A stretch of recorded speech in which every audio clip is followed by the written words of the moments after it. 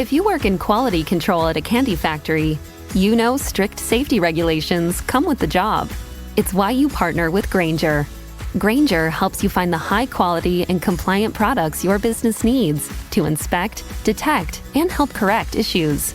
And the sweetest part is, everyone gets a product that's as safe to eat as it is delicious. Call 1-800-GRAINGER, click Grainger.com, or just stop by. Grainger, for the ones who get it done. Hello, and welcome to How Did This Not Get Made? This is the podcast all about the movies you've never seen, the scripts that were never filmed, and the ideas that never even made it to the page. My name is Daniel Jingle Kaka. And I'm just regular Lexcee Riley. I'm not as clever.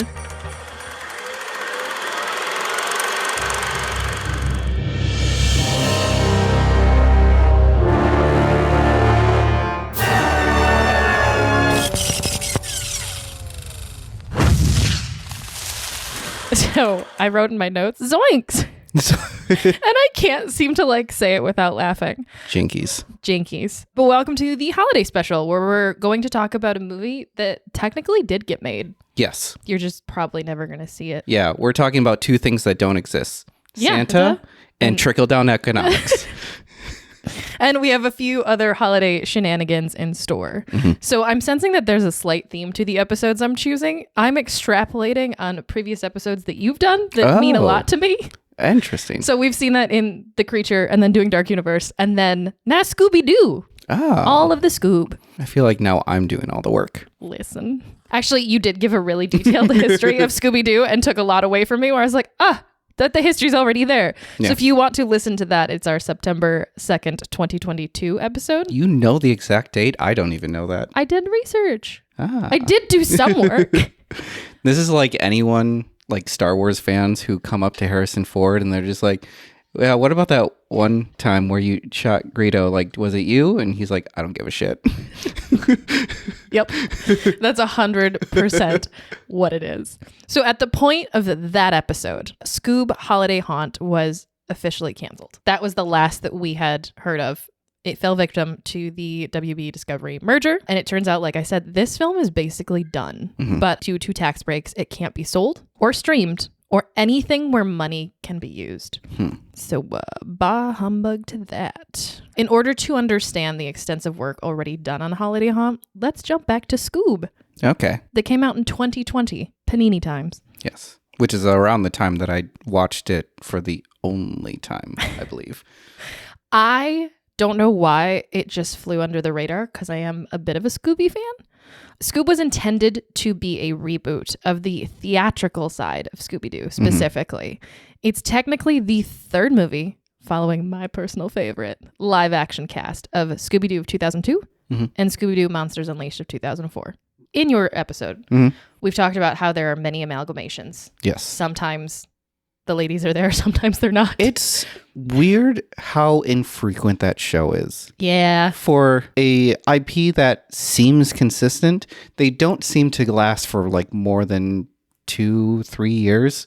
No, and then they're constantly swapping out characters or who's important or what relationship we're supposed to care about. Mm-hmm. But because it's linked to those two specifically, it tethers back to a point I will make later. Like I said, I'm a bit of a Scoob fan. I dressed up as Daphne for quite a few Halloweens. Mm-hmm.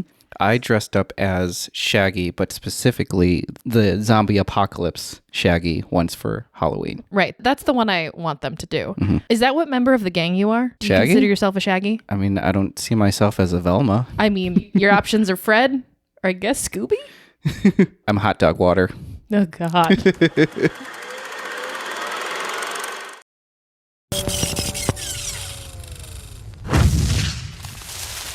Okay, so there are the 5 core members of Mystery Inc. Mm-hmm. Obviously, we've got our canine Scoobert, Scooby-Doo. Mm-hmm. Then there is the self-proclaimed leader, Fred. Yes. I mean, he's the one who puts all the traps together. And if you're the one who makes and designs the traps, you're kind of the one who's telling everyone what to do. Yeah, that's why I'm going to say self-proclaimed. And then we've got the brains of the operation, Velma Dinkley. And then the bait, danger-prone Daphne Blake. Although she did learn karate, so... Martial arts, yes. She can be the bait, but she is strong. Right. She's taking it back. Mm-hmm. And then we've got Scoop's best friend, Norval Shaggy Roberts. Mm-hmm. The cast behind Mystery Inc. are just as notable as their cartoon counterparts. Frank Welker is the MVP of Scoob history. The OG.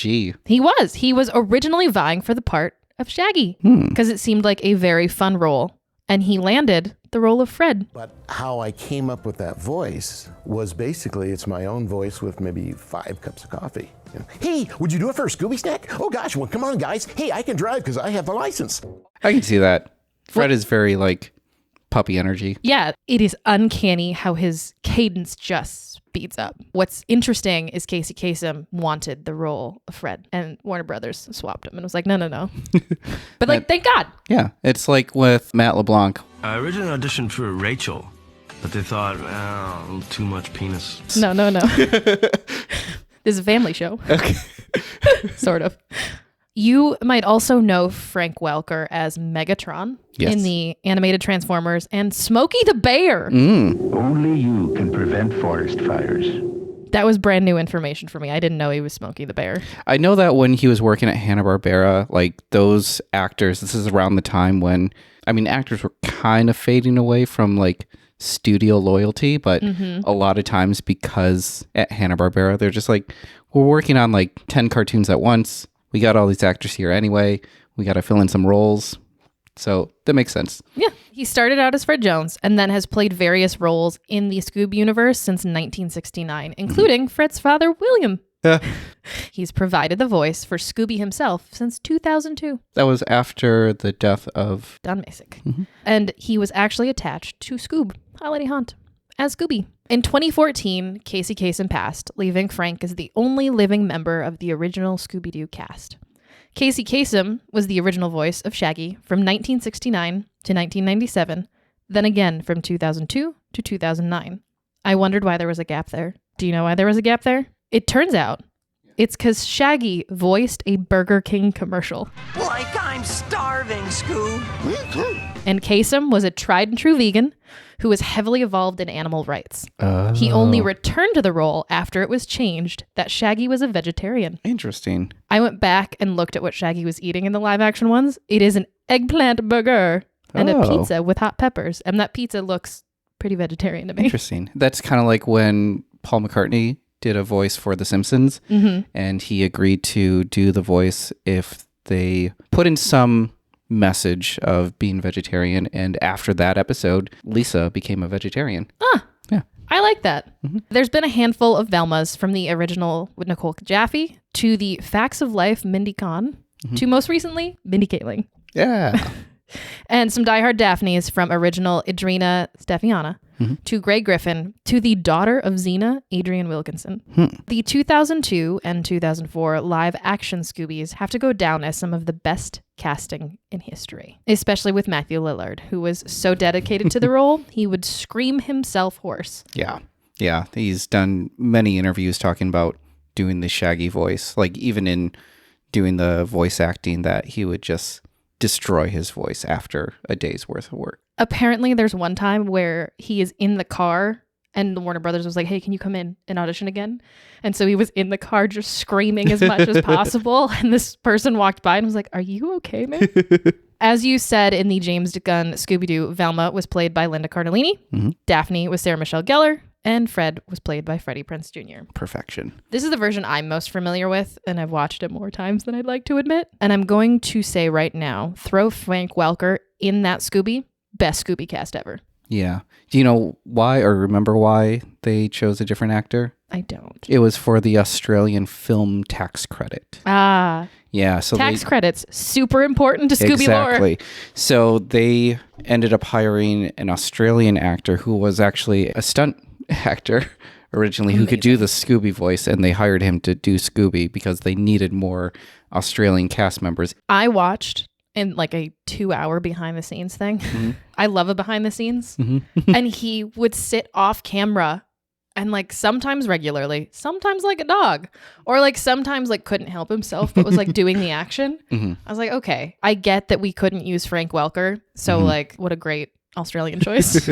My favorite interview that came from that movie was Sarah Michelle Gellar putting more meaning into the movie. Like, offered so much more than every other cartoon. It was so ahead of its time. It had a story. They worked hard to figure it out, and it wasn't gender specific. It wasn't a boys cartoon or a girls cartoon or any of those things.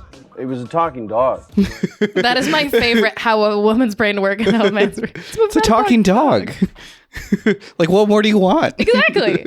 This is why I love Scooby. It's so good. Mm-hmm. And while, like I said, there's been many people to don the voices of Mystery Incorporated, the casting of our favorite gang is incredibly important.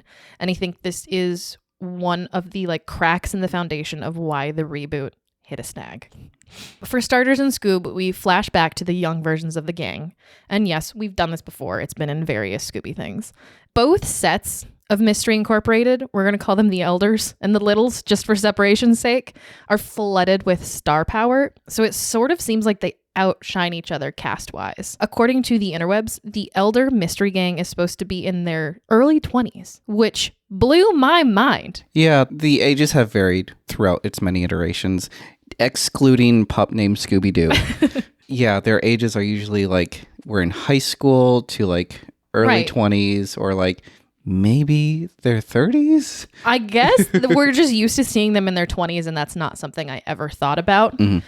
Both Matthew Lillard and Greg Griffin were upset to have not been contacted over casting, although both wished the thing well after it had been made. Mm-hmm. And nothing against Will Forte, who actually wound up getting cast as Shaggy.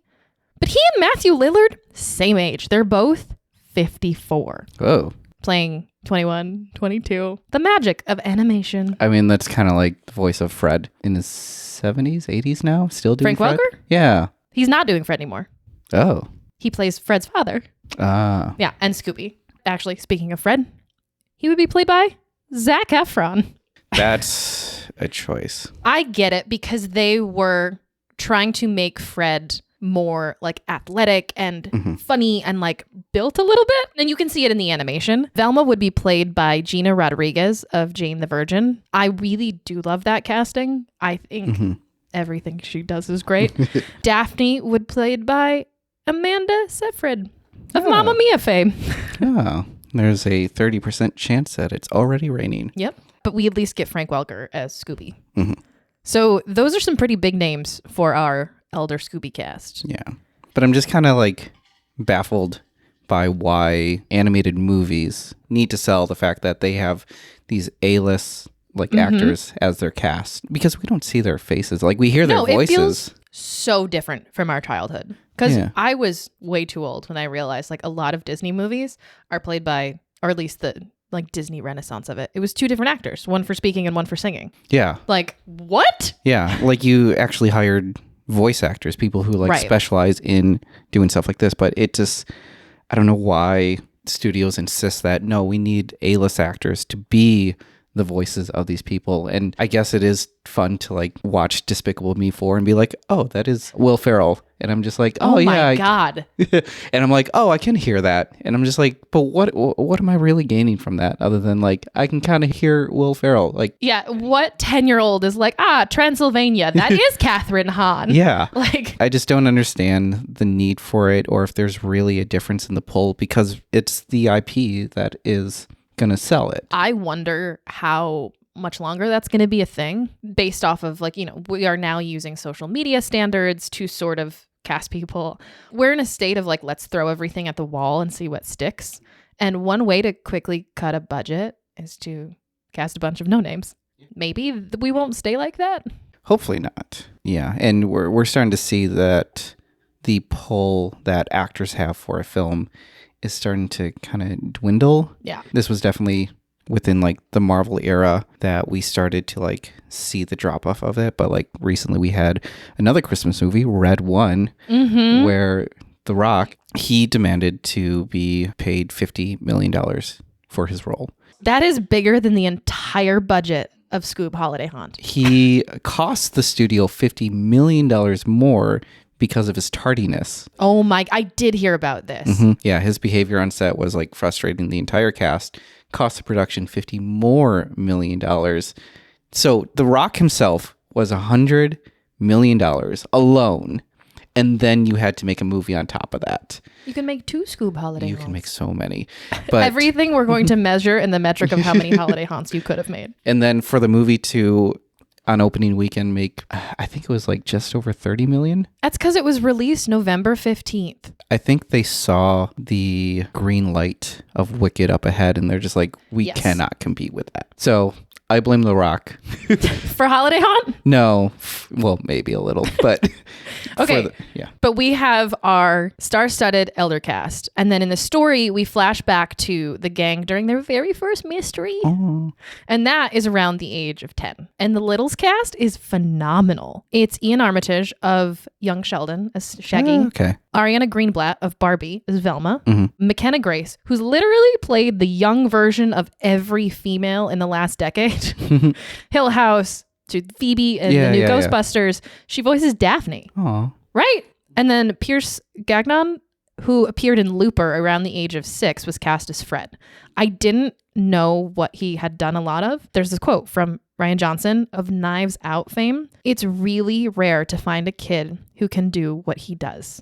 He would do 3-page dialogue scenes with Emily Blunt and Joseph Gordon-Levitt and hold his own against them all the way through. Aw. So, like, good on him. Yeah, good for you. The caliber of these young actors makes so much sense with where they intended Scoob to go. Even though the Littles are outstanding, I really wish they would have actually used the live action elders from like our Freddie Prinze Jr. If they would have used them as the elder cast, you're pulling in an entire audience from that. And then you actually really let the Littles shine as like the new cast.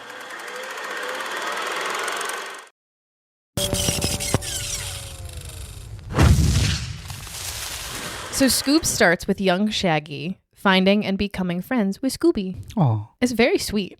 And then we cut to Halloween night. Shaggy and Scooby meet the rest of the gang and enter, you guessed it, a haunted house. Where what do you think they do? They find a masked man trying to scare them. It is a thief. And they unmask. Well, they think it's a ghost. They unmask the ghost. Turns out it's a thief. It's a very cute little intro and exactly why we do love them. Then we cut to present day. Mystery Inc. is a business. They're meeting with Simon Cowell. Simon Cowell playing himself Yes. in the movie. Yeah, it's weird. This reference seemed really dated to me, even for 2020. Yes. Simon Cowell doesn't like Scooby and Shaggy's behavior, so that's off. And Dick Dastardly is after Scooby and Shaggy. But never fear, they are rescued by Blue Falcon, Dee Dee Skies, and Dino Mutt. Yeah. Yeah. And they're really pulling from the Hanna-Barbera There's a roster. reason. Meanwhile, Fred, Daphne, and Velma discover that Dastardly is after Scooby because only Scooby, because he's the descend dog of Alexander the Great's dog, Peritas. This actually reminds me of the live action version. Scooby's once again super important, needs to be protected at all costs. And, you know, there's the whole soul thing. So Scooby, Shaggy, and the Blue Falcon game go to Mystic Mountain, which I thought was a really nice way to honor the OG Scoob, because that's his name. Scooby and Shaggy have their typical scuffle. Scooby gets captured and Dastardly gets Muttley back. So does this make Scooby the new damsel in distress? There are several where it's Scoob keeps getting captured. I mean, there's been multiple instances where Scooby does get captured. Yeah. That's what it's no longer Daphne getting captured. It's Scooby. There are instances where both Scooby and Shaggy, together, will get captured. And there's been multiple episodes where that happens. But yeah, I think it's nice that Daphne's not the damsel in distress anymore. Yes. And of course, our Mystery Inc. saves the day and catches Muttley and Dastardly before performing their traditional unmasking. And it's Simon Cowell, who apparently was Rum Tum Tugger in his secondary school's performance of Cats. What a line thrown in. Simon Cowell? Wow, that is a solid impersonation. Thank you. I also played Rum Tum Tugger in my secondary school's production of Cats. This makes no sense. Is that real? That is an actual line from the movie. Oh. Do you think he actually did it in real life? I have no idea. You're going to have to fact check that. I remember watching this movie and he says it and I was like, what? And of course, Velma catches the lie. Anybody who hears that is you're not the real caper, and then removes the mask again. And who is it? It actually is Dick Dastardly. Yeah. Yeah. The amount of fake outs to do. Like, you would have to think about that ahead of time to be like, I'm going to get caught. So I'm going to put a mask on top of my face to put another mask on top of that face so that if they unmask me, they're going to think I'm someone else, even though I'm still getting arrested. Yes. The double unmasking happens quite a few times. And I really, really am always forever going to hope that somehow they pull off the second mask and it's Don Knotts. That's what I need. I need it to be Don Knotts. It's always Don Knotts. Well, what do you think you saw?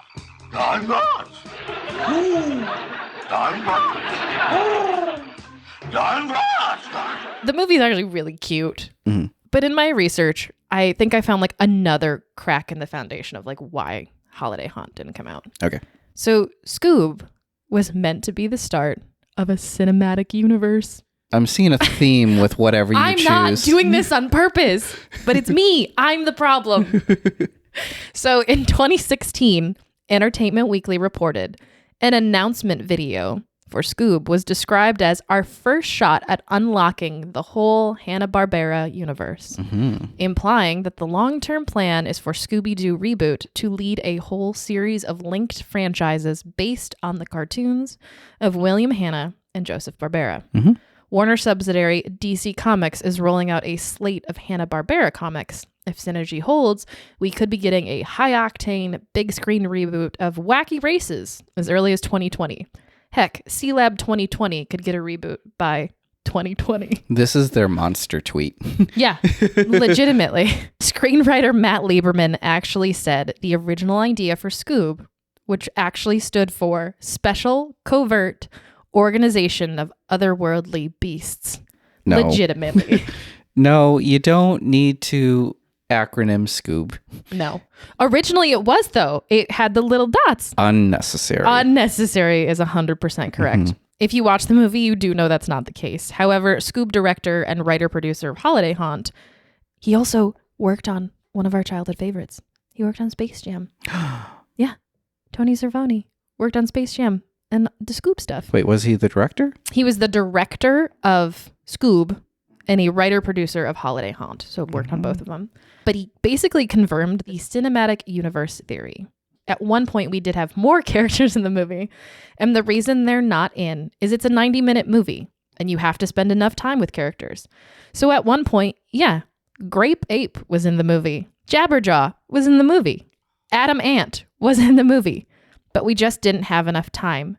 You couldn't keep them alive long enough. I'm starting to see, I think that's the point you're making, because we did. Oh, this is still his quote. This is straight from the director still. Yeah, but we still, like, I'm trying to think of like the monster universe where they were trying to like just shove in as many monsters as possible and be like, you don't have to do that.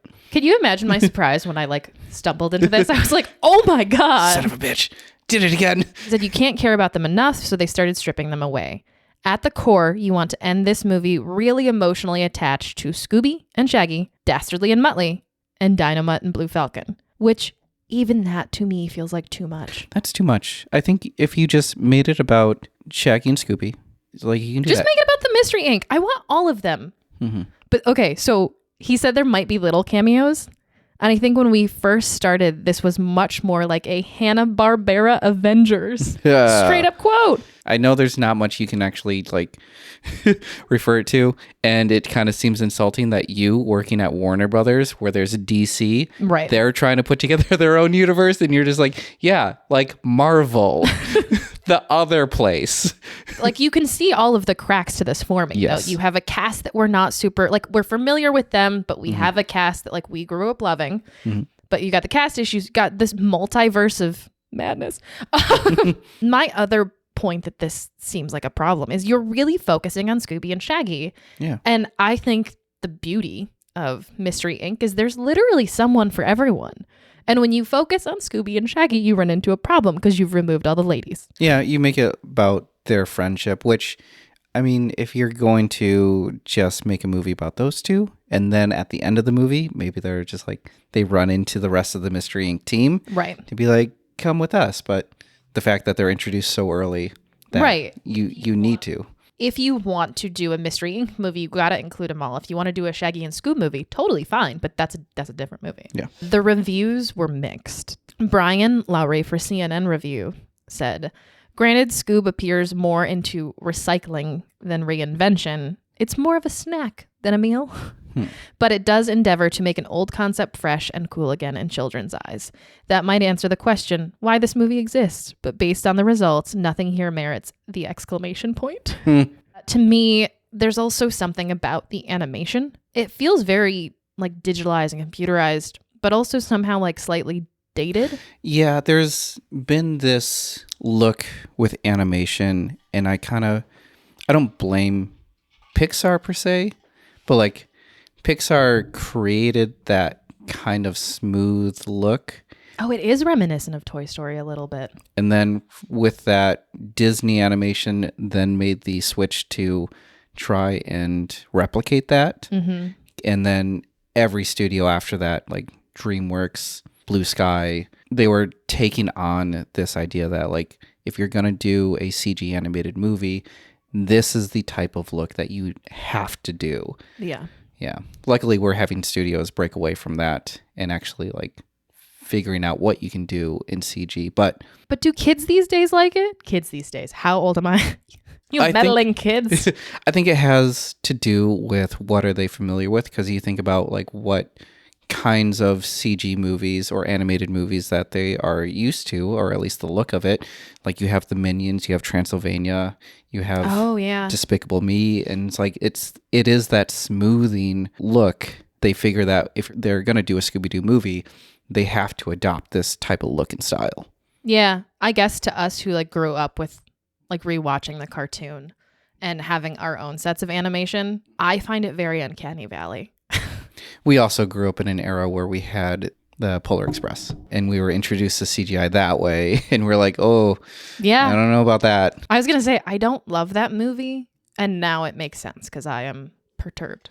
Yeah. So we were there in the transition time where kids these days have... Kids these days. Yeah. There is a certain animation style that is expected with these movies. Yeah. Like, even look at Charlie Brown. That movie was cute, yeah. Yeah, but the recent Charlie Brown movie, like, that wasn't a, like... It was less pen and smooth. paper. Right. We're doing everything completely CG. Yeah. It's just the way of the future. It changes like what animators do. Maybe in the future we'll have hand-drawn mixed with it. I would say you look at the newest Teenage Mutant Ninja Turtles movie. Yeah. Yeah. And or Spider-Verse. Or Spider-Verse. We're working those things in. Yeah. Where you can take the medium of CG animation, but you can actually stylize it. Right. Like the initial idea behind making CG animation was that you wanted to replicate real life as much as possible. And now we've hit that point where you can render images digitally to make them look real. Right. And now what's the difference between that and reality? So you have to kind of shoehorn it into a certain style so that people know CG animated. Right. And if you hear the real life Scooby in the background, he's just upset about the construction. We haven't given him enough Scooby snacks. He's never enough Scooby snacks for him. Okay, so the budget is not necessarily like a crack. This is a gaping wound of evidence as to why Holiday Haunt didn't come out. Mm-hmm. So Scoob had a budget of $90 million. Holiday Haunt had a budget of $40 million. Oh. So we are already slashing that. And when you look at the box office, there's no secret why. 28 million worldwide, 2 million in the United States and Canada, which seemed low for me, but remember, this is 2020. Yeah. What month, 2020? I don't know.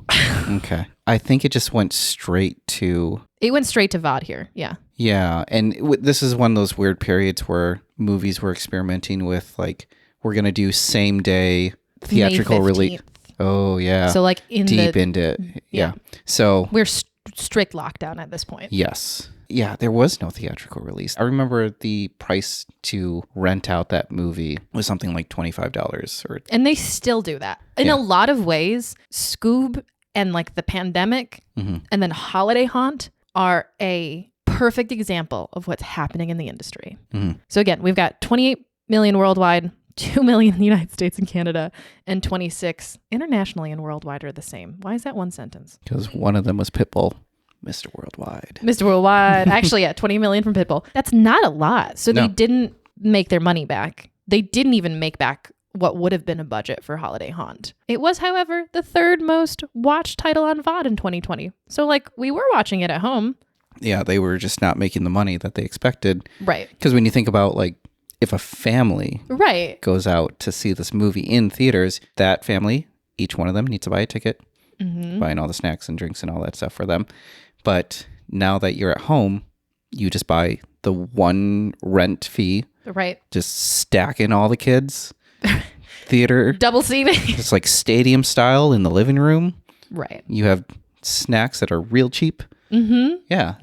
You're proving all my points. If you had a family, it's a perfect situation.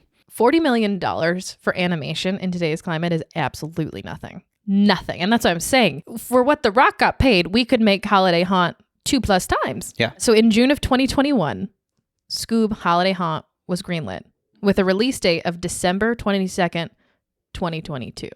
That timeline and that budget are absolutely insane. I really can't wrap my head around how they finished it. Holiday Haunt is a prequel directed by, I'm going to butcher their names and I'm so sorry, Michael Chernsky and Bill Haller, both of which called it a Knives Out for kids. It was supposed to be a true mystery. It took place 3 days before Christmas. There were going to be 3 monsters and some pretty epic chase scenes. The inspiration that they were taking was from Stranger Things, Clue, and Only Murders in the Building. And there was going to be a lot of classic Christmas influence. That sounds so cool. That sounds great.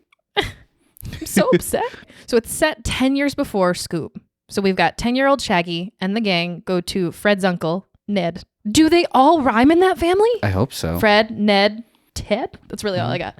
And they go to a holiday-themed resort, which to me, being a fan of Spooky Island, I love when they go to a themed resort. I'm a sucker for a Scoob gang themed resort. I mean, that's kind of indicative of every Hallmark holiday movie where whatever B&B that they're staying at is always like a Christmas themed one. It'd be like, you do this all year? It'd be like, yeah, it's Christmas all year. I want to go to a Christmas themed resort or a Hanukkah themed resort. I hope it's like a winter holiday. You get your Hanukkah, your Kwanzaa, your Christmas. Have you ever been to Frankenmuth? I have. Yeah, go to Bonner's. All that is just a 365-day Christmas store.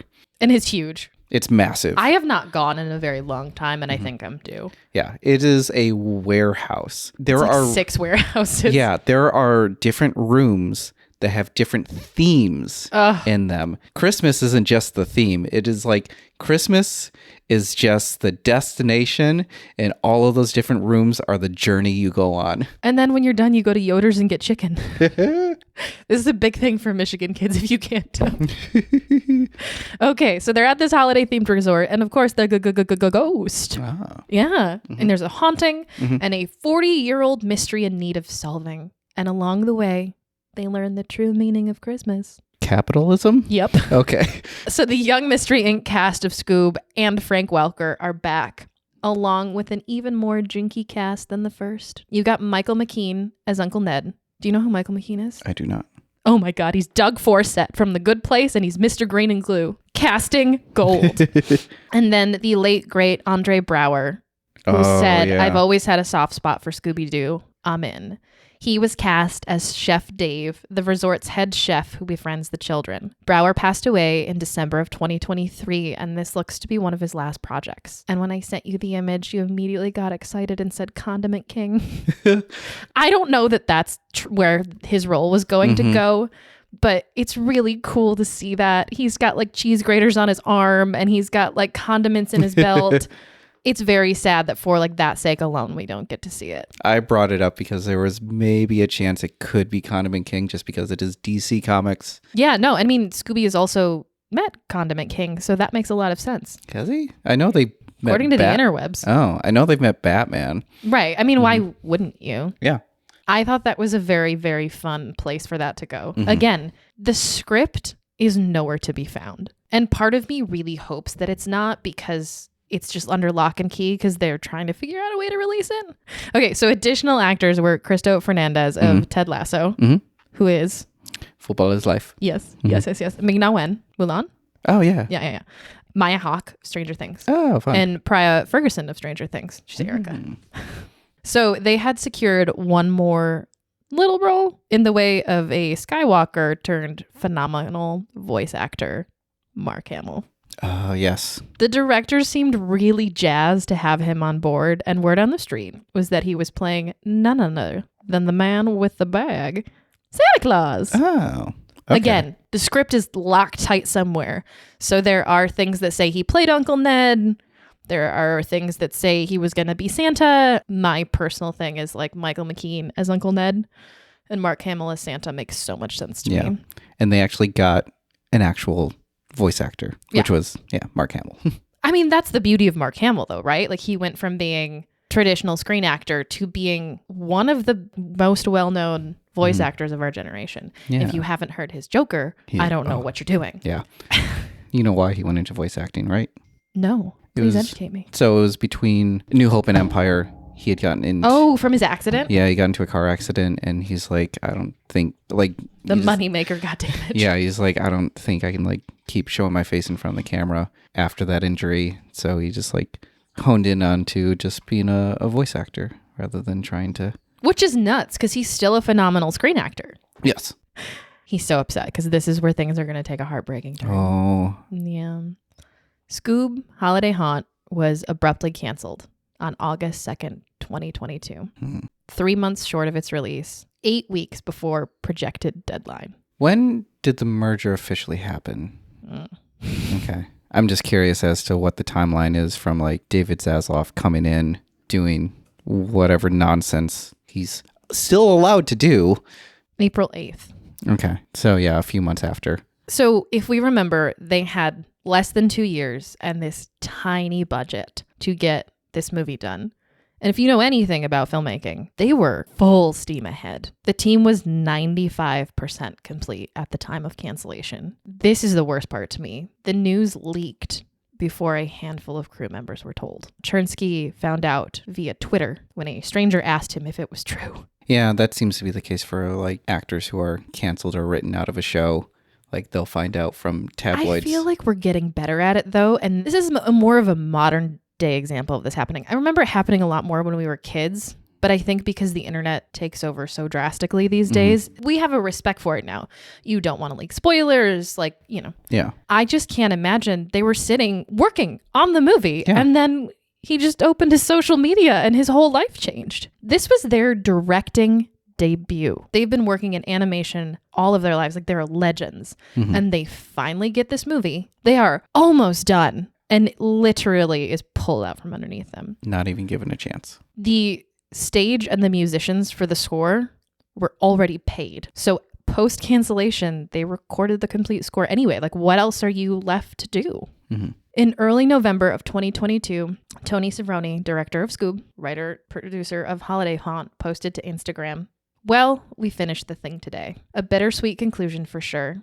I really hope you get a chance to see it somehow. It's a good one." He goes on, he congratulates the directors, the cast, the crew. He said they understand the characters, comedy, and spooky thrills so well. Every minute with you was a pleasure.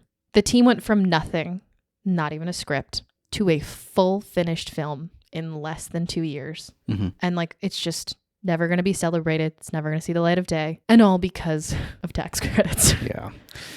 In preparation for the show, you're doing this and you were finding it frustrating that there was no script that was out there. You couldn't find anything, no leak or anything like that. And I remember from doing the Kingdom of the Sun episode, which was the Emperor's New Groove episode, when they were putting that movie together, because they were scrambling to put it together, there was no actual official script. Right.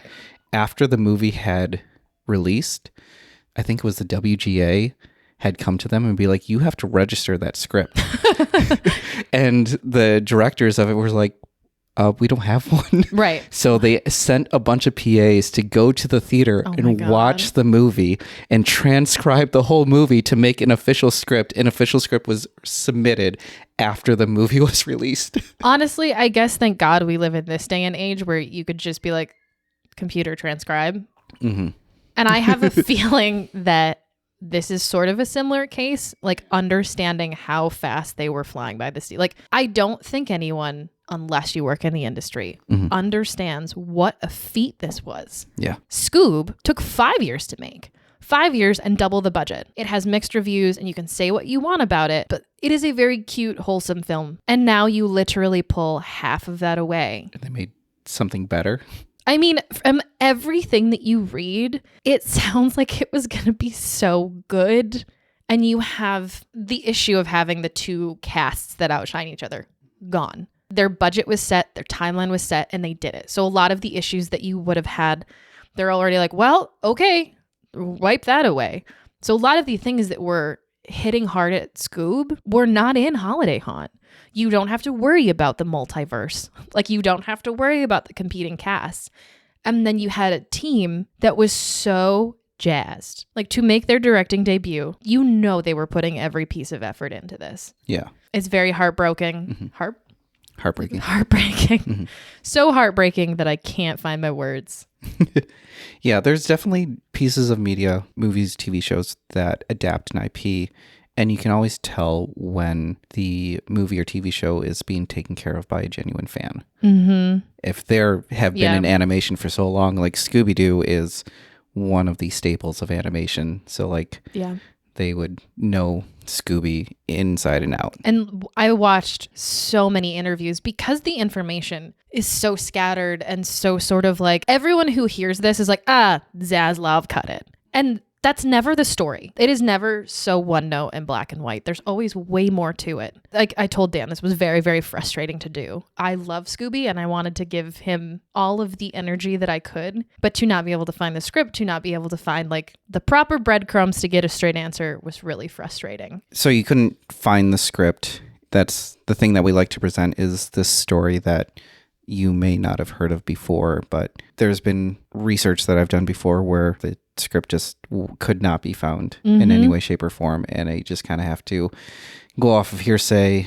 I watched so many interviews with the directors, and you could tell how into it they were. It's like it's an honor to work on a franchise like this that did this, and I took it as a responsibility to get it right. Like if this is going to shape me as a person, as an animator in my career, I'm going to make sure if I get a chance to work on it, which I'm fortunate for, to try to do everything I can to make this as good as I possibly can. And we spent for Holiday Haunt in directing, which is amazing that we got to do. We put everything into this. Sometimes they still post on Instagram, the directors and Tony, and you can tell that they're still upset about it, and they have every right to be. I can't imagine working on a project and basically being done and then being like, no one will ever see it. And like we've all worked on like little things that never get done. But to go, I have the budget, I have the studio backing, I have everything I could ever want to make this movie. Yeah, I think the fact that it was complete is what the heartbreaking part of it is. Mm-hmm. The fact that it was canceled through no fault of their own. Mm-hmm. It seemed like the production, there was no trouble within there. They weren't inflating the budget. Nope. They didn't run into major rewrites or anything like that. They didn't have time. Yeah, they worked with what they got. They were handling it well. Production was not a mess, and somehow they still got the axe. Yep. I have to ask you, do you want to see this movie? Yes. Yeah. Yeah. Where's my candle? Yeah, grab a candle. That's what that candle was for. You just had your answer prepped the whole time. Yeah, it is. Hell yeah. Hell yeah, I want to see Scoob Holiday Haunt. Yeah, no, we're going to put this. No, my arm, put it up here, front and center. This is a unanimous. This is going to be a fun question to keep asking each other because sometimes we're going to agree and sometimes we aren't. If it said hell no on the back, that'd be great. Oh my God, we're going to carve it into the back. But I think this might be just the most unanimous. Like, I want to see this movie. Yes. I mean, I'm a middling Scooby fan these days. Mm-hmm. It just was such a good script. And then over time, little things have been leaked here and there, animation, stuff like that. One of the monsters was going to be Krampus. Yeah. I love Krampus. And I hate to say this, but I do think I understand the financial logic of the cancellation. Boo. I'm very strategic in what I'm saying. Mm-hmm. They had the budget issues, the like new voice cast, like I said, the original getting mixed reviews. If they thought that they could not recoup the money, which they didn't from the first, the tax break makes a lot of sense. I don't agree. There are relationships that are built when you make a movie. The directors, the cast, the crew, and the audiences. And between this and they also canceled Batgirl and Coyote versus Acme, those cancellations are going to hurt those relationships. Yeah. And it's really hard for any artist to then trust a studio that they're going to follow through on their promise if you're going to keep doing that. And I remember when Zaslav was like making cuts left and right, and everyone was like, what are you doing? You are destroying the thing that your company is known for. Yeah. Like, you are known for making movies, TV shows, and you are tossing it to the side, and you are treating this like it's a firm. Yeah. This isn't that. Yes, you need to run a business, but like, you have to make stuff. Yeah. He has a quote where he said, "We have a different view on the wisdom of releasing direct to streaming films, and we've taken some aggressive steps to course correct the previous strategy." Because this merger happened in 2022, I think a lot of this has to go with the pandemic, where everybody was releasing things at home. They're taking aggressive steps to course correct. We get upset about all of the mergers, which are continuing to happen. Like, we're not done. No. There's the state of the industry is a shit show. Yep. We love this industry. We are in, like I said, a phase where we are throwing everything at the wall and seeing what sticks. Mm-hmm. In 2020, Scoob was released. Film and like how we watch film kind of changed forever because of the pandemic. Yeah. Films are delayed. Movie theaters were closed. You couldn't go to a theater. And so the industry had no choice but to pivot. And that's when our theatrical releases hit streaming. I mean, was it cool to watch Wonder Woman 1984 on Christmas morning in my PJs with my peppermint coffee? It was great. Sure. Yeah. But it wasn't the same. It's not the same. And that's what's so important. I'm glad that we get to have this conversation because it is important. But I am always so thrown when I travel to anywhere in the country and there are so many people who are still out of work. People look at me and go, well, they're still making movies. I mean, technically true. Yep. However, in 2020, we had roughly 800 movies released in the US. In 2023, do you know how many? I'm going to guess half that. Yeah, roughly 500. Barely over half. Mm-hmm. So you have half of an industry. Yes, they're still making movies, but like those people who were making those 800 movies, now you have to try to fit them into a 500 movie box. Mm-hmm. And on top of that, they're trying to cut the costs of those productions. Exactly. It comes back to the point that you were saying about Scoob and like taking a family to see it. Mm-hmm. Why are you paying $20 for a ticket? And movie theaters are expensive. Yes. And I moved to the South last year. Like, we live in LA. Mm-hmm. The reverence for movies here, we live in this bubble. And when you leave the bubble, you see what the rest of the world, or at least the rest of the US, their theaters are really like. They are falling apart.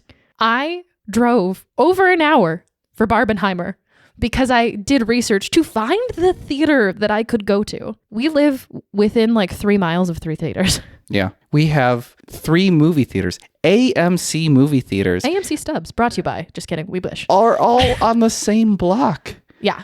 Yeah. And if we want to, we could walk there. We have 4 theaters. Oh my God. Yeah. I think you're right that the mentality of movie theaters are definitely different, and streaming has definitely changed the mentality of how we watch things. Exactly. Do you know how big of a TV you can get at home? So big. 115 inches. And you can get a projector that goes even bigger. Yep. And in 8K Ultra HD. Those theaters that I was going to were terrible. Megan stopped 7 times. Jeez. And no one seemed to care. Huh. I get very emotional about this. Mm. We love this industry. We work in this. I mean, we're trying to work in this industry. Yes. And it's something that we need to talk about and get more people to talk about. Mm-hmm. And Scoob, you can be outraged by Scoob getting canceled, but you got to do something about it. Like, when is the last time you sat and watched a movie and put your phone down? That's the other thing. We're not even watching it at home. We have a second screen in front of us. Yeah. It's background. Right. Okay. So attention spans are shorter. Social media seems to be on the rise forever. Mm-hmm. We get it. We're Yeah. probably coming to you on social media. Mm-hmm. And like you said, the cool thing about theaters, it's not the same. It's so nice to be in a theater with other people. Sometimes it sucks. Sometimes they're on their phone. Sometimes they are talking and doing things they shouldn't. But for the majority of the time, the strangers around you help create the environment of what you're watching. Yeah. I know that we love going to a horror movie and hearing someone go, oh, hell no. Oh, man. My favorite movie experience still, one of my favorites, is seeing Fall. Oh, my God. I've never seen people walk out of the theater more than watching that movie. Right. Not because it was bad, but because it was terrifying. Oh man. I loved every second of it. Yeah. So I went to Wicked last week. Did people sing along? No, we were very, very lucky. Did you had to like hold yourself back? I mouthed a couple of things. But like my best friend flew out so we could watch it together because it was that important to go see the movie in theaters together. Now, which one of you is Scoob? Which one of you is Shaggy? Exactly. Shaggy is green. Scooby is pink. Oh, I see it. The theater was packed a week after its release. I can't remember the last time I was in a packed theater. I'm a musical theater kid at heart, and it was... Musicals don't make money. I now beg to differ. The right musicals make money. A musical that sells itself as a musical makes money. If you try to hide it, Wonka and Mean Girls, then people are going to despise you. I liked the both of those. I mean, I'm not saying that they were Wonka. bad movies. Well, I have my qualms with the Mean Girls musical. That's a different podcast episode. Yeah. If you're going to do that, sell it as it being a musical. Yeah, you can't really. Don't try to trick us into watching a musical and suddenly we're going to be like, oh, you're right. I like spontaneous song and dance. I don't know what I was thinking. Exactly. The state of the industry right now, everyone's looking for something that sells. For a long time, you could make a superhero movie and it would do well. And we are in a superhero fatigue now, and I think it's trying to find what's next. Oh my God, if it was musicals, I'd be so happy. Werewolves. Yes, it's monsters. Have you seen how many werewolf movies are coming out? So many. It's like when you see one ant on the ground and then there's like a whole flock of them. Yeah.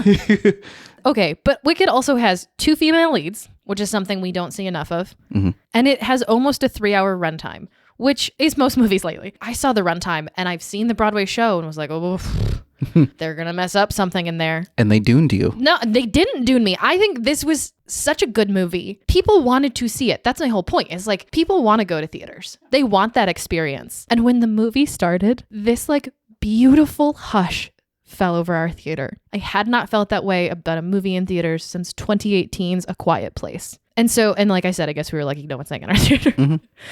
There was so much reverence, barely a dry eye. And I clocked eyes with the woman next to me and she just nodded her head and smiled at me. And I was like, connection.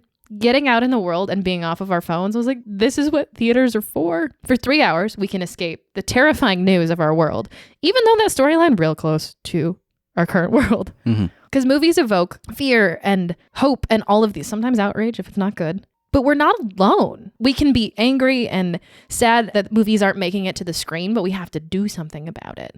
We have to recapture that feeling, to put our phones down, and we have to listen to Nicole Kidman tell us that heartbreak feels good in a place like this. A lot of emotions feel good in a place like this.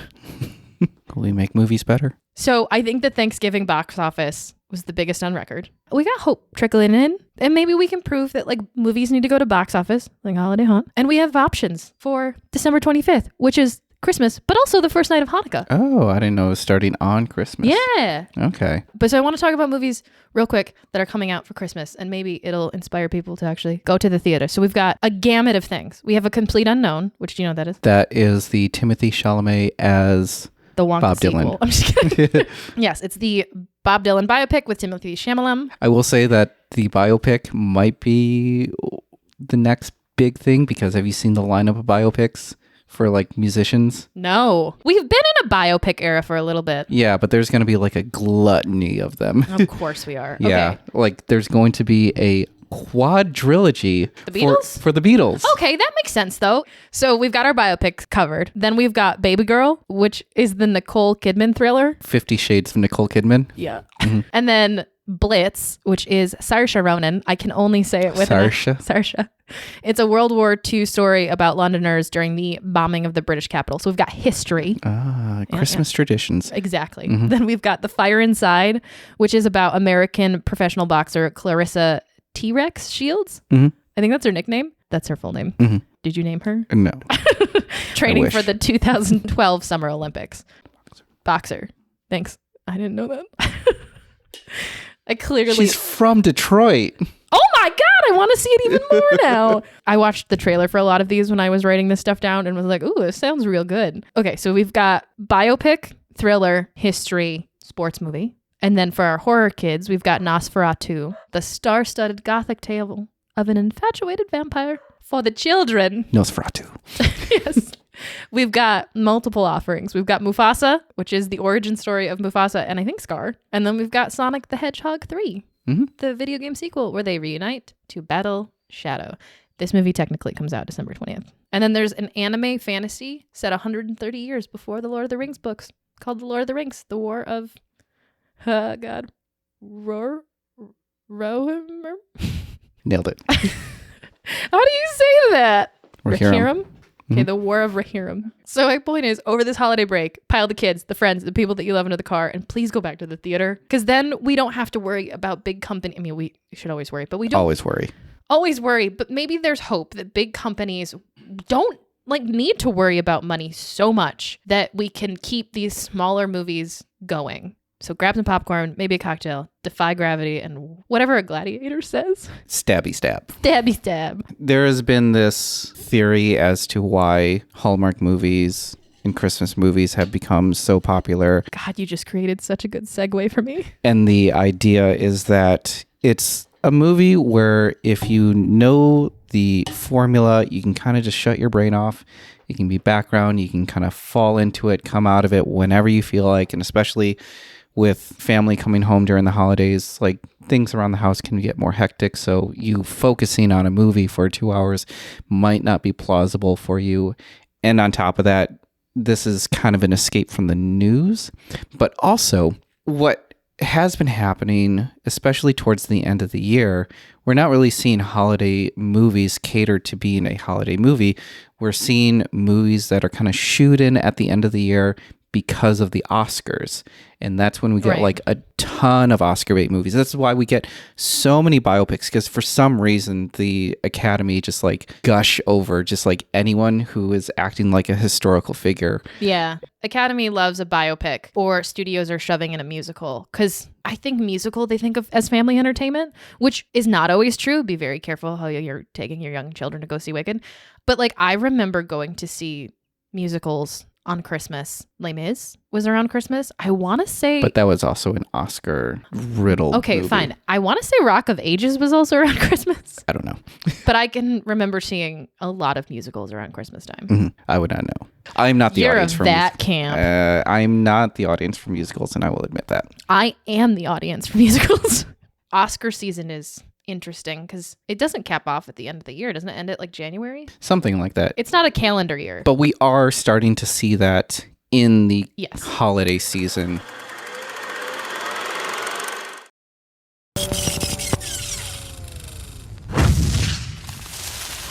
And so now it's time to talk about Hallmark.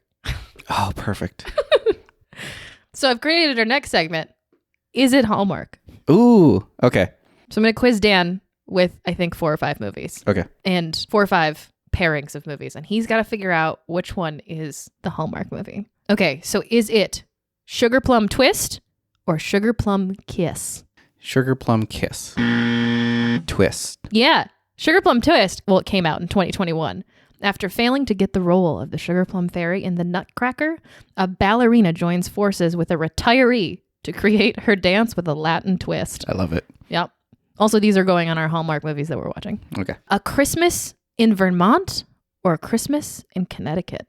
Connecticut. Huh. A Christmas in Vermont. In 2016, a businesswoman is sent to shut down one of her company's holdings. But instead of closing down the iconic firm, she unexpectedly falls in love. These descriptions I'm pulling straight from Hallmark. This stars Abigail Hawke, Zach Ward, who I know is a demon in Charmed. Mm-hmm. Morgan Fairchild, who is... Morgan Fairchild. Wait, I don't... Chandler's mom. Oh, yeah. And none other than Chevy Chase. Oh. Christmas in Connecticut, which is not the Hallmark movie, is from 1945. Hallmark was founded, I guess, in 1951. Mm-hmm. Countdown to Christmas for Hallmark didn't begin until 2009. Christmas in Connecticut, though, I feel like is where they pulled a lot of inspiration. An unmarried city magazine writer who pretends to be a farm wife and mother falls in love with a returning war hero. Good. So there was a 1992 remake of this movie directed by the Terminator. After he did Jingle All the Way, he's like, I'm determined to make the best Christmas movie. This was pre-Jingle All the Way. Whoa. Yeah, maybe he found inspiration in it to do Jingle All the Way. Amazing. It is a surprising fact that there's a lot of Hallmark Christmas movies based on a book. See, that's the thing. In the next coming year, I'm going to do a novel. And then the next coming year, I'm going to make a movie based on my own novel. That's how you get in, folks. Okay. Big city girl moves to Georgia. Oh my God, I can write a biopic. So Hanukkah on Rye or Hanukkah on the Rocks? On the Rocks. It's a trick question. They're both Hallmark movies. I had to include both because it's so good. So Hanukkah on the Rye is in 2022. A matchmaker connects two deli owners during Hanukkah, but their new romance gets put to the test when they realize they're competing against each other. I love it. This stars Jeremy Jordan of Broadway fame, or if you've seen The Last 5 Years with Anna Kendrick, I'm getting my musical kids in there. He's got a voice like a god. I hope he sings in it. I'm so going to watch it. And then Hanukkah on the Rocks is coming this year. A week before Hanukkah, recently unemployed lawyer Tori embarks on a journey to find Hanukkah candles, leading her to a Chicago bar where she transforms the holiday spirit, discovers love, and finds courage to pursue a new path in life. It's so disgusting. I love it. Christmas is December 25th, December 26th, second night of Hanukkah. This is what we're doing. And our final duo, Never Been Christ or Kris Kringled. Kris Kringled. It's never been Christ. What?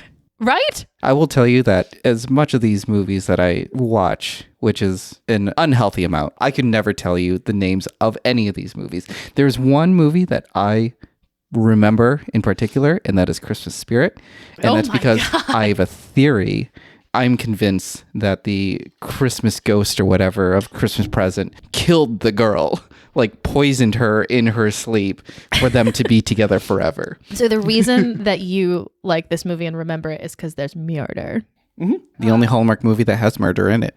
So Never Been Christ came out last year. Home for the holidays. BFFs. Naomi and Liz reconnect with high school crush Chris Silver. A complex love triangle forms, forcing them to take stock of their lives and find the value of friendship. I love it. So this was really fun for me to do.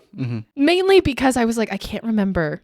Because you are, of the two of us, the bigger Hallmark fan. And I was like, I can't remember if he's going to know these titles or not. Oh, definitely not. But I really wanted to do like a music one, but I couldn't put lyrics in and find a Hallmark movie that didn't get made. Making because spirits they all bright. get made. They're not on this podcast for a reason. I will say, because I used to listen to Deck the Hallmark podcast, and they've talked to... Oh my God, I didn't know that was a thing. That's amazing. I've since stopped listening to them because... Why? Oh, you're going to explain. So sorry. They review every single Hallmark holiday movie that comes out. I mean, that's a full-time job. And over the years, it's just become more and more and more to the point where like they have to come out with a new show every day, starting from like Halloween. Yeah. And it just became too much to like keep up. And if I had them in my feed, it would just like, it would pile up. That's all you'd so be quickly. listening to. Yeah. And it just like came to the same points every single time. It's all formulaic. There's one guy who like, he loves Hallmark movies, one guy who's like kind of iffy, and one guy that despises it. And it's just always the same opinion over and over and over again. Three dudes? Yeah. What a brilliant like green flag. But they have been interviewing people who are involved with Hallmark Christmas movies, whether it be the actors, they had the editor of some of those movies as well, but they also brought in a writer for it. Ooh. I forget who the writer was, but they were talking through the process of getting greenlit or getting one of their Christmas movies greenlit, and it's not that they don't get made, but like Hallmark kind of combs through it and just like waters it down. Right. You can't like go too far. Like even the editor was like trying to put in more special effects, try to jazz things up in there. And the producer came in and was like, no, you don't have to do this. This is going to be streaming in like a week. And like, you don't need to put that much effort into it. And we'll have another one streaming the next day. Yeah. Here's the thing. They know their formula. At least they're branching out now. We have same-sex couples and Hanukkah, which for a long time we didn't. So that's great. But like they know exactly what they're doing. I'm sure their budget has got to be the exact same for every single movie. It's about $2 million per episode. Whoa! Or $2 million per movie. Honestly, it really is just per episode. Yeah. They have a Christmas season each year, and they have a holiday season each year. I mean, you think about it, like the efficiency of it. It could be like a 90-minute movie that with commercials could be stretched out to 2.5 hours. Like that is a good chunk of programming right there. And you think about like a television show and the budget that goes into just one episode of a television show that is going to be on for a half an hour to maybe an hour. And the budget for that is far higher than what they're making these Hallmark Christmas movies. I was going to say, for. wasn't Game of Thrones like $15 million an episode? It was about $10 million an episode. I mean, but I think we're also going to stop having those massive budget things. Yeah.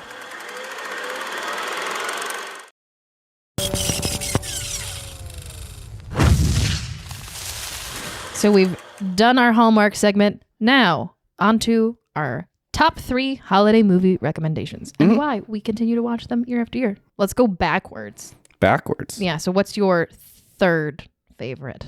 I am going to go with The Grinch, the one with Jim Carrey. That's my number 2.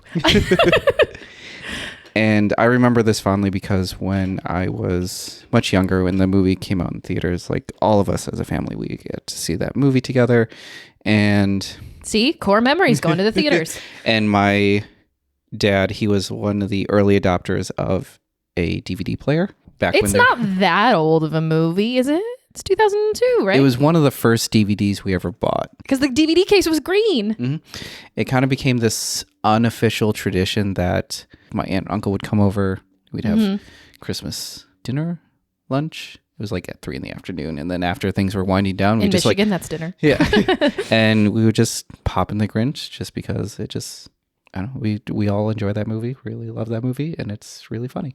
I mean, I know that movie is so quotable. I know for a fact that, there was one Christmas where Laura made it a different singing her Facebook status every day for the month of December. And you would think that eventually you would run out of like Grinch statements. And you just don't. No. It's so good. That's my number 2. Okay. So, what's your number 3? I had 2 for my number 2, but we'll get there. My number 3 is It's a Wonderful Life. Okay. And this is a very similar reasoning to you, where Christmas Eve, we eat, we make White Russians, we all gather around the TV and we watch It's a Wonderful Life. And there was one year where we had a few too many cocktails and decided that we were all going to stand up and do the Charleston.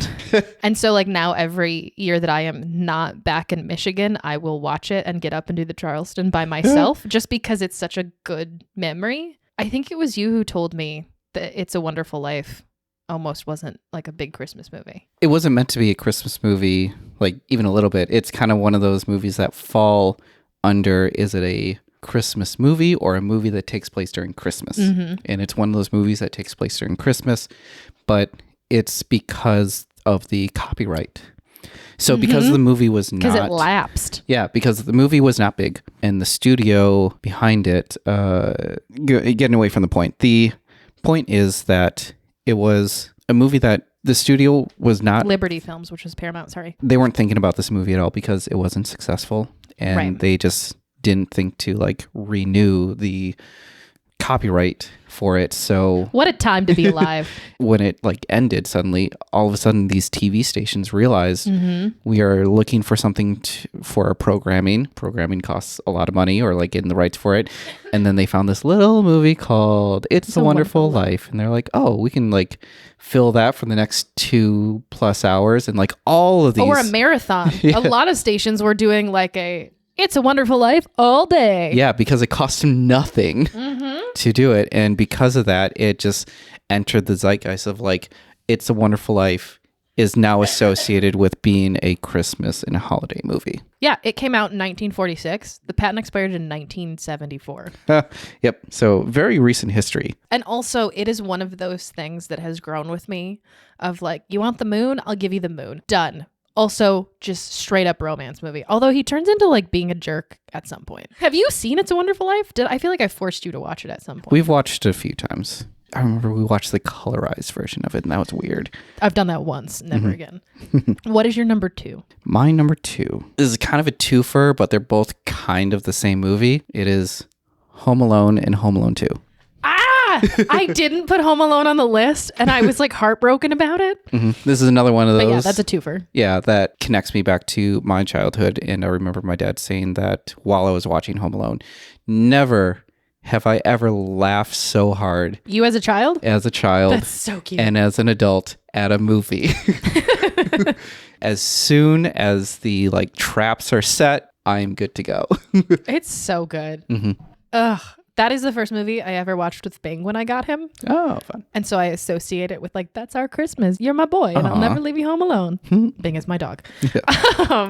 So I did say that Jim Carrey's Grinch was my second, but I also said Krampus, and then I wrote, "Don't make me decide. I can't." I debated putting Krampus on the list. It's so good. I will say, even though it's not in the top 3, it is definitely in the top 10. We saw that movie. I think it was far past Christmas. I saw it in the Sticky Floor Theater in Navajo. Okay. Yeah. So there is a cheap theater where where movies that are past its theatrical run. Is it still there? I have not checked. I was going to say that might have been one that went by the wayside of the pandemic. But. Yeah. So we had seen this movie just on a whim. We're just like Krampus, horror, Christmas movie.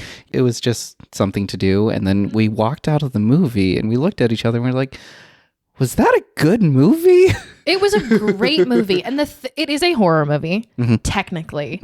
But our old roommate, who is not a horror movie person, loves it. In fact, this year was that's how I start my Christmas season. And I was like, okay. In terror. It is very well written. The visual effects, the more I learn about visual effects, the more into this movie I am. And I gotta say, it has one of the best openings of a movie ever. Not even Christmas, of all time. Yeah, it's a shame that that movie is not more well known, but it is one of the best Christmas movies ever made. And it's not as scary as some people may think. Yeah. Number 1. What is your number 1? I told you there was a movie you couldn't put on this list. Yes, but I feel like you're going to be equally as upset. Oh, what is that? I don't know what it is. What is that grin? It's terrifying. My favorite Christmas movie of all time. A Muppet Christmas Carol. No. Although another one, top 10. I only did 3 for time's sake, and no one wants us to recap all of these, but there are many other really good ones. Again, you'll be upset with me. Batman Returns. I don't know that I'm upset with you. Have I seen it? Is it with the penguins? Yeah. Okay. And Michelle Pfeiffer. Her. Oh, then yes, I've totally seen it. I was young when they came out, so I get them confused because we weren't a big movie family. So I didn't see these till I was older, and now outside of the Mr. Freeze one, they all blur together. Aren't there big Christmas ornaments in the movie? It takes place during Christmas. I'm choosing my words very carefully. The penguin's there for the Christmas tree lighting. Right. Yeah. It's not just set in Christmas. There is an activity that is Christmas based in the movie. 'Tis a Christmas movie. Oh, but you're still going to get me later. I'm not mad at that. I also wouldn't be mad. I know there's a different movie that I told you couldn't put on your list, which we'll get to in a moment. Put your hand down. My number 1 is The Santa Claus. All right. I think it's one of my early movie-going experiences that I fully remember outside of Jurassic Park because that shit was terrifying. I still watch that movie to this day. I don't know. It makes me feel like a kid again. And I like the weenie whistle at the end and the mystery date game where you get to be an adult and the Christmas magic is still there. Also, they've made 65 sequels. So the magic lives on. And I watch every one of them with delight. There's so much heart to that movie, and they're divorced, so it's not the typical let's gather around the table and be this picture perfect family Christmas, which I think is why I really like it. Okay, so what's the movie that I told you couldn't put on your list? Die Hard 3 with a Vengeance. No. Oh. It's just Die Hard, the first Die Hard movie. Okay. And this has been the ongoing debate. I know Bruce Willis. This is Christmas tradition that you're witnessing. Came out that said it's not a That's Christmas my argument. movie. Was Bruce Willis? Yeah. Oh. That's one of them. Okay. This is, I feel like, a tradition that we have done every year where we argue about whether it is a Christmas movie or not. And every year, the argument just somehow fizzles. It's not a Christmas movie. Okay. Granted, I haven't seen it in a very long time. Go on. Why is it not a Christmas movie? There are rules that someone made that I remember listening to at one point. Number 1, Bruce Willis to say it's not a Christmas movie. Die Hard is not a Christmas movie. It's a Bruce Willis movie. That's like Harrison Ford making up lore for Star Wars. But he's not making up lore. He's making a statement as someone who worked on the film. Okay. 2. I don't ever remember anything Christmas about this movie. Someone has told me there's an office holiday party happening. Mm-hmm. Again, let's go back to Batman Returns. Yeah. I've seen it probably around the same time I saw Die Hard. Mm-hmm. I have distinct memories of the penguin, of Christmas ornaments, of this Christmas tree. So it is iconically thrown in Christmas stuff. Mm-hmm. All I remember from Die Hard is Severus Snape and Bruce Willis being inside a heating vent. Come to the coast. We'll have a good time. Right. You could have thrown a Christmas line in there. Mm-hmm. Are all of the Die Hards a Christmas movie? No. Okay, so why is Die Hard a Christmas movie? Okay. Right off the bat, the first song that we hear is a Christmas song. Which song is it? It's by Run DMC. It is. Ah! Yeah. But it's their Christmas rap. That's the Christmas first in one. Hollis. Is it? Yeah, by Run DMC. Yeah. I love that song. So that's the first song that we get like over the title, or not over the title, but like when Bruce Willis is being limoed into there. There is Limoed in? Yeah, he is in a limo. God, I need to rewatch this movie. But he also shows that he's like a very humbled person. He's not used to being in this like life of luxury, and he actually sits up in the front with the limo driver. That's amazing. Just to like have a good conversation with him. The driver says that this is the first time he's ever done this. This is the first client he's had to work or like drive. The driver is Reginald Val Johnson, right? I don't remember. From Family Matters? No, he is the cop. Oh, there it is. Mm-hmm. Yeah. He just did a thing on Dancing with the Stars. That's fine. That's why I know. Mm-hmm. There's also the part where he kills one of the terrorists. He takes the gun, and on his sweater, when he like lowers him down into the like party area, it says "Ho ho ho! Now I have a machine gun." Wait, he writes that? Yeah. The reason why I think this to be a Christmas movie is because so much about Christmas, the meaning of Christmas, which is now interpreted in many holiday films, is like to be around family, loved ones, all that stuff. And we know that John McClane has had a troubled relationship with his wife. When she works for this company, she decides to use her maiden last name instead of using his last name. They have kids that are involved, and he's just wanting to... They have kids? I don't remember them having kids. Mm-hmm. They have 2 kids. So they have... Maybe I just need to watch this movie again. And he is coming over from New York City to the West Coast, trying to just be with his family, trying to be with his... They're in the process of being divorced. That I remember. Yeah, so you have a family who's like kind of... Similar to the Santa Claus. Yeah, they're fractured. They're just trying to figure things out. And Hans Gruber just gets in the way of that. So really, it's Hans Gruber's fault. Mm-hmm. But in the end, he overcomes those obstacles, overcomes the broken glass, destroys the terrorists, and is able to be reunited with his wife. You have the guy from Family Matters, Reginald Val Johnson, who is also in a rocky relationship. He is in a position in his job where like he doesn't feel confident anymore. And through him talking with Bruce Willis, he is consoled and is told like, you can get over that fear. At the very end, when like the terrorist comes out and he's able to like shoot him instead of like making a mistake like he did before, he finally makes the right decision, and that is a Christmas miracle. Okay, that is not a Christmas miracle. That I will put my foot down. Okay, I see your valid points because there is a holiday setting. They say Merry Christmas or Happy Holidays or whatever, right? A lot. Okay, so those 2 things are definitely there. I guess there's holiday like visuals of like I don't remember the holiday party enough. I mean, that's what gets him there, is that they are having a... I thought he wanted to talk to his wife. I didn't think he was there for the party. No, he was ushered into the party from the company, but... sorry, I forget her name. But like... The wife? Yeah, but she wanted him to be there, and they like pulled out all the stops to be like, yeah, we're gonna make sure that he gets here. Oh, it's Bonnie Bedella? She plays Holly. Oh, festive. Now, I'm surprised that you didn't put this in part of one of your arguments, and I'm going to, I guess, support your claim, because do you know when the movie was released? No, but damn, that's good. Mm-hmm. July! Oh, it's a summer blockbuster! Yeah, there it is. Oh my God. No, my whole thing, while I love to tell you it's not a Christmas movie, again, if it brings people joy and makes them feel something around the holidays, by all means, like you can watch whatever you want. It is, you know, like you said, the feeling of family and like that kind of thing. It does not evoke, nor has it once ever for me, evoked any sort of holiday spirit. Like if someone's like, what's the theme of Die Hard? It's not Christmas. I mean, Christmas is kind of a hard theme to be a theme. Okay, what's the theme of The Grinch? Finding the magic of Christmas. What is the theme of Santa Claus? Job security? Yes. Even Krampus, you can be like, oh, like that is the family sort of theming behind it. It is the wanting to be with family. It is the magic of Christmas.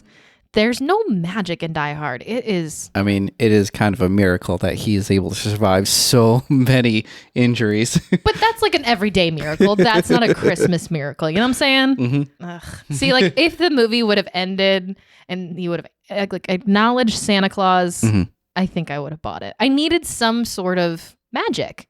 You bring up a good point, because with Hallmark Christmas movies, one of the elements in there needs to be some sort of magic. Yeah, and I mean, that's the whole thing about this season, right? Even with Hanukkah, it's the 8 days, the oil stayed lit, right? For 8 days, which is why you light the candle every night. There is an inherent magic in that. Light represents like hope. Christmas, Kwanzaa, Diwali, Hanukkah. Paganism. Yule, right? Yule is the pagan, the rebirth of the sun. Yeah, like there is a hope and light. I don't know, it's just magical, and I can find that in almost all Christmas movies or all holiday movies. I can't find that in Die Hard. At the very end, because of the ash, it kind of looks like it's snowing. How is that hope and light? The terrorists are gone. We can go about living our lives. The top of the building, when it explodes, looks like a candle. Well, it was John and Holly like finally reuniting, and Holly like really seeing value in John after being so disgusted by him for so long. You could say the same thing about Santa Claus. This is my favorite debate every year that we wind up like having. And somehow it's slightly different every year. We will stay on our own sides. We agree to disagree. No, we don't. If we did, we wouldn't keep arguing.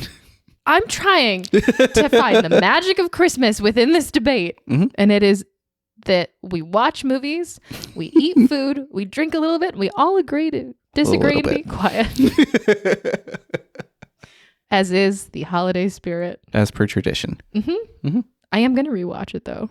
Good. Maybe my argument will change next year. Stay tuned.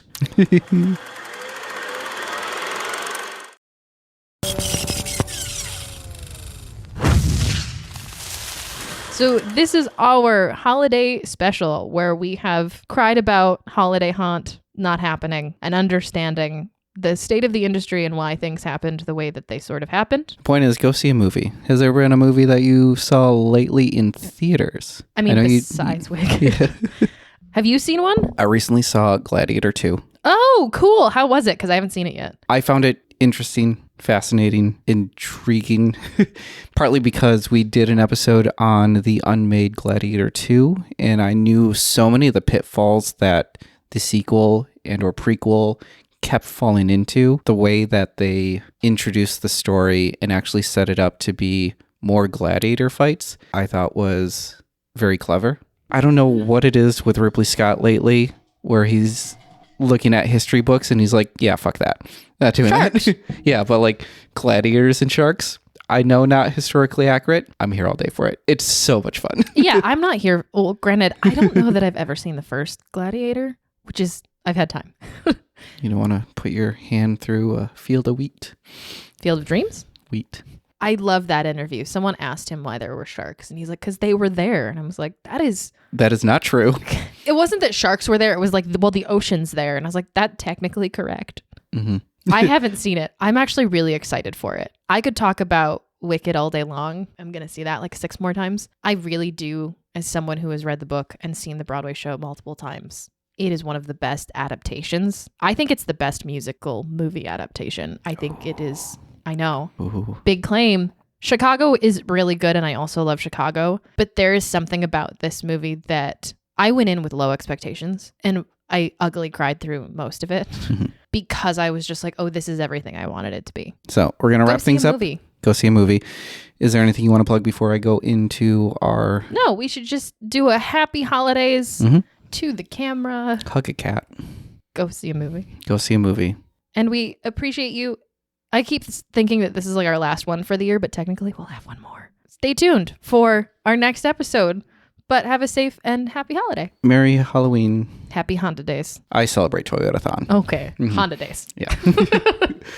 If you want to check out more of what we have our Patreon. That is patreon.com/How Did This Not Get Made podcast. You get to see the full video recording of our sessions. You'll get to get some bonus content, especially with us watching movies. So we're going to start and set up those watch parties eventually. Also, this episode will be trimmed down significantly. Quite a bit.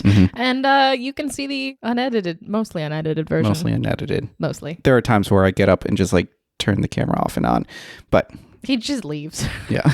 I just go home, take a lunch break, come back. I mean, it's real convenient. Yeah. So you can check it out on our Patreon. We have just one tier. That is our $5 tier. With that, you also get ad-free episodes. So all those ads that you were listening to during this episode, imagine listening to those episodes again, but without ads. Ad-free. And that's what you get on our Patreon. If you cannot support us financially on our... We totally get it. Yeah. Times are hard. Yeah. It's the holiday season. You'd rather spend that money on gifts. I get it. I would do the same thing. There are other ways that you can support us. You can follow us on our social media. We are at How Did This Not Get Made on our Instagram and TikTok. The talk. Yep. We are no longer on the platform formerly known as Twitter. We have since moved that over to Blue Sky. It's under the same handle at HDTNGM, where we're basically going to be operating the same way that we did on Twitter, but just on Blue Sky. And then if you have any suggestions, the number one way to do it now, I can actually say this, is on our Patreon. You can actually put in a suggestion there and we will vote on it for the season finale. But if you just want to generally give us a suggestion, you can send us an email. That is at notgetmade@gmail.com. That'll do it for our episode. Go and find David Zasloff and tell him don't. Oh, it was such a even-keeled episode. So that'll do it for our episode. Go see a movie. Go see a movie. Convince That's how your you save family the to see a movie. Save your family. Go see a movie. And happy Honda Days. Happy Toyotathon. Christmas delicious.